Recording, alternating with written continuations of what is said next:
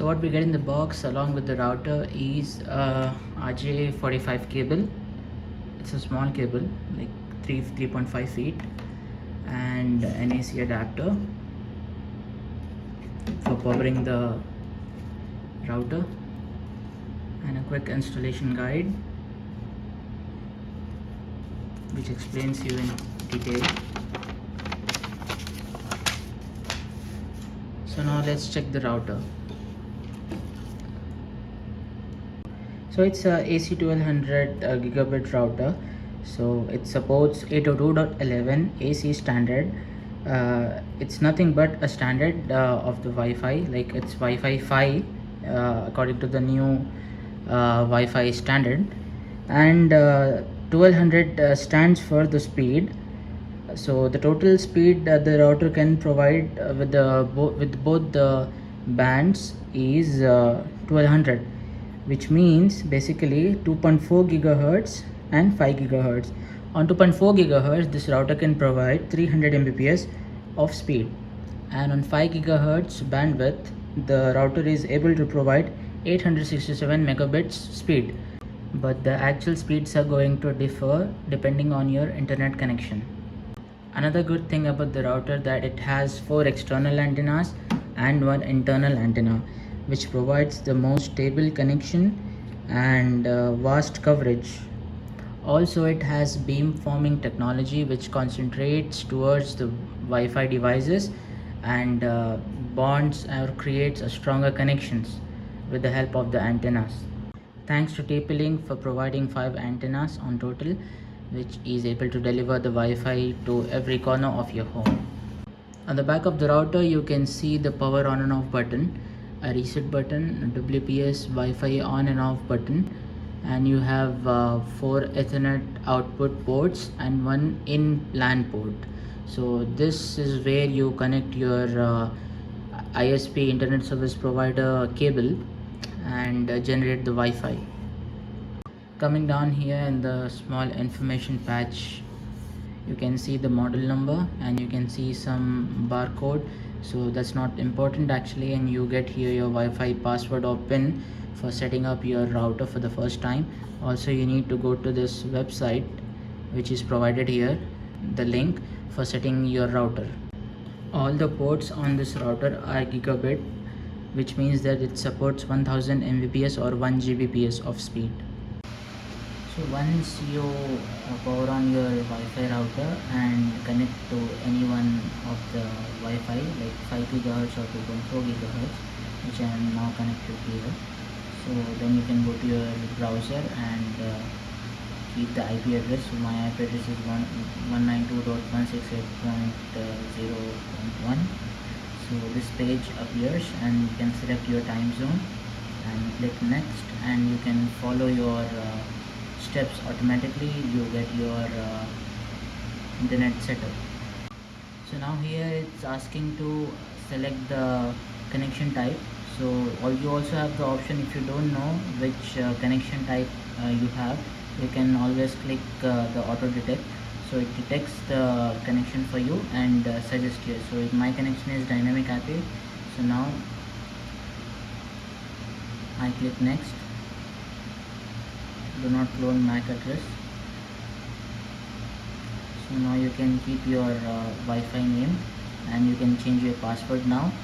So after your wireless settings setup completed, you need to go to your Wi-Fi panel and search your network which you have made and connect it with that, and then click next here.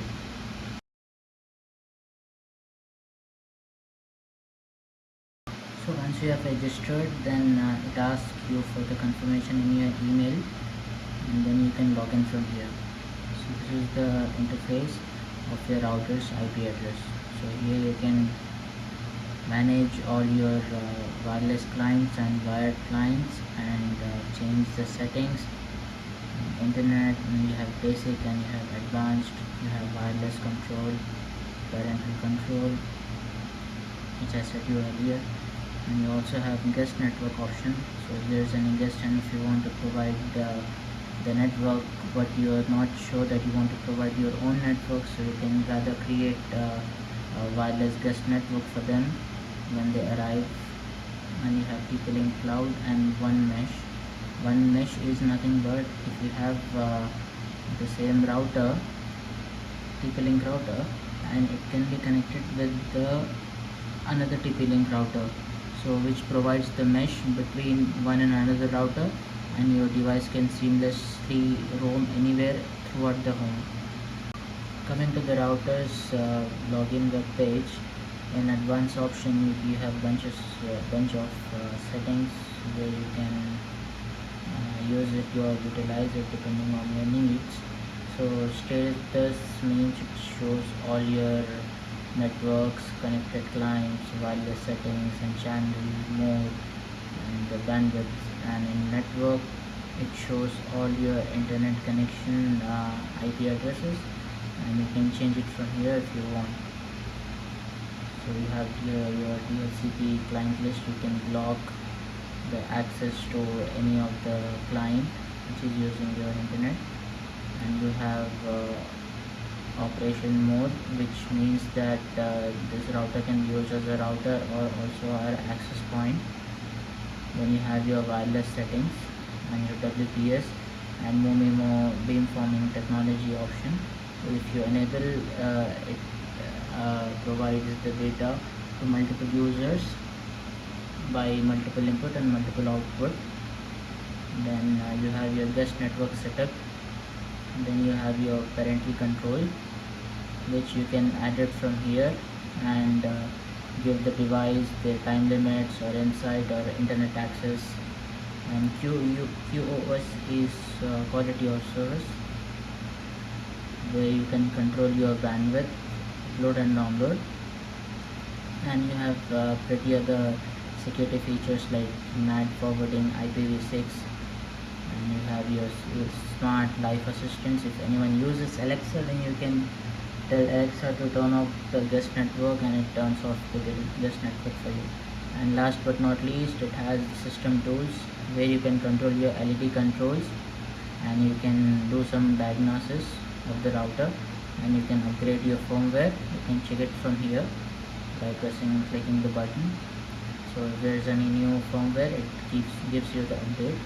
And it also has the reboot option, or you can schedule the reboot, so on that particular time it reboot your router. And I prefer everyone to use this option because whatever the traffic or cache data is there on your network or your laptop, it cleans with this option. So that's all for today in this video. So don't forget to hit the like button, share as much as you can, and also subscribe. So thank you for watching my video. See you in the next one.